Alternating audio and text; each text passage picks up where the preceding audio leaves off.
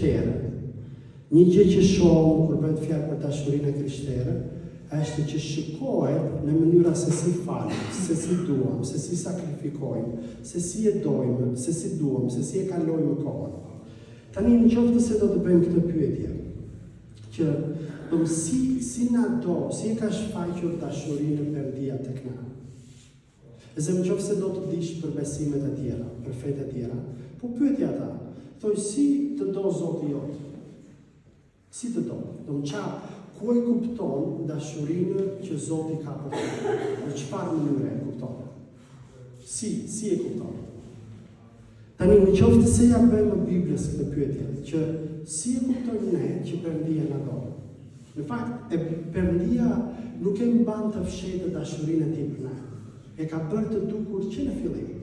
Se kur e lexojmë librin e Zanafilës, e shohim këtë, që dashuria e Perëndisë është bashkëpunëtore në krijim.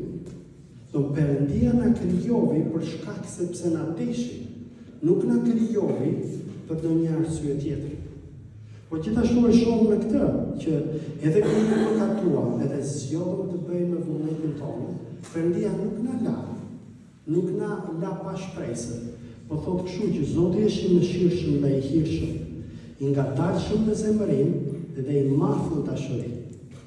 Po gjithashtu e shohim më së miri tek Jezusi, se thotë por Perëndia aq shumë e ndeshi botën sa dha birin e tij të vetëmbërinj, që kushdo që beson të mos u mbasë, po të ketë jetën e përjetshme.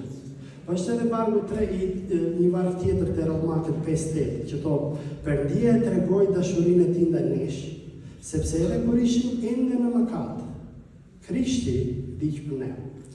Po mënyra tjetër se si Perëndia ka treguar dashurinë për ne është duke na dhënë një ndihmues, Shpirtin e Shenjtë, që kur ne besojmë, të brenda banojë, edhe që ne të ecim duke ju bindur urdhërimeve të Perëndisë.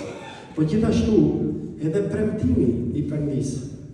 Se premtimi i Perëndisë kush është? Si thot fjala e Perëndisë, unë jam i bindur se as vdekja as jeta, as angjët as pushtetet, as kohët e tashme as të ardhmet, nuk mund të na ndajnë nga dashuria e Perëndisë, që është në Krishtin Jezus.